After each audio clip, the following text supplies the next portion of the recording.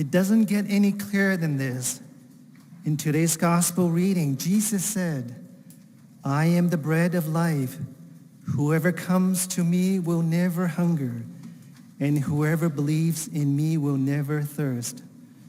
Do we believe this in our hearts, or do we still doubt and ask for more signs even after all that Jesus had done for us? He performed the miracle of the multiplication of the 5 loaves and the 2 fish to feed more than 5,000 people. He calmed the seas and the wind and healed the sick, but we still doubt. Are we like the crowd who followed Jesus not because they believed in him, but only because they were fed by the bread and the fish? Again, people are asking for more signs because of their lack of faith and trust. Or are we like the Israelites in the first reading? Even when God has brought them out of Egypt, out of slavery, and they experienced the miracle of the parting of the Red Sea, now they complain that they would rather be slaves with a full stomach than to die of starvation as free persons. That is our human nature, isn't it? We have a tendency to choose the here and now. St. Paul warned us about this in the second reading. He advises us not to choose our former way of life with our deceitful desires. Instead, we must strive to be renewed in the spirit of your minds and put on the new self, created in God's way in righteousness and holiness of truth. Or do we have the faith like St. Peter and declare that, "Lord, to whom shall we go? You have the words of eternal life, and we have believed and have come to know that you are the Holy One of God." Jesus challenges us to look beyond human understanding, to see beyond our visible world, and to have faith in him. Jesus is the way, the truth, and the life. He makes the comparison on the manna that Moses and the Israelites ate, which only sustained them physically for a while, and then they still died. Jesus said, "I am the living bread that came down from heaven. Whoever eats this bread will live forever, and the bread that I will give is my flesh for the life of the world." Our entire Catholic faith is founded upon this passage.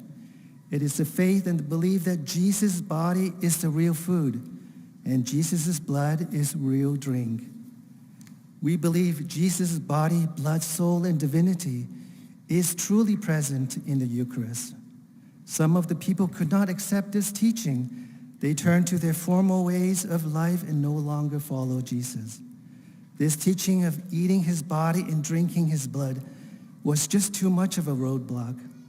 But what Jesus is offering is that every time we receive him in the Eucharist, in the state of grace at every Mass, we are receiving the body, blood, soul, and divinity. He humbled himself to our humanity so that we can share in his divinity. We become more Christ-like, who is love and merciful. He loves us so much and wants to be with us so much that through sanctifying grace, we grow more and more in love of God and of our neighbor. Without the Eucharist, we will always fall back into our old self. We will always follow our old ways instead of doing God's will. Apart from the Eucharist, we will only be satisfied for a short time. The fulfillment in this life and the hope of eternal life can only be obtained through Jesus in the Eucharist. Here are what some popes and saints wrote about the Eucharist. Pope Francis says, "The Eucharist is essential for us. It is Christ who wishes to enter our lives and fill us with his grace." St. John Paul II says, "The Eucharist gives me strength and meaning to all my activities of service to the Church and to the whole world. From the Eucharist comes strength to live the Christian life and zeal to share the life with others." St. John Vianney, "There is nothing so great as the Eucharist. If God had something more precious, he would have given it to us." And St. Teresa of Avila said, whenever you receive Holy Communion, close your eyes so that you may open the eyes of your soul. Then look upon Jesus in the center of your heart. And lastly, St. Mother Teresa said, Jesus has made himself the bread of life to give us. Night and day, he's there. If you really want to grow in love, come back to the Eucharist. Come back to adore him. It is very encouraging to see the 60,000 people who attended the closing Mass at the Eucharistic Revival about 2 weeks ago in Indianapolis. They went there to pray, to adore, and to be transformed by the Eucharist, and they receive all that and more.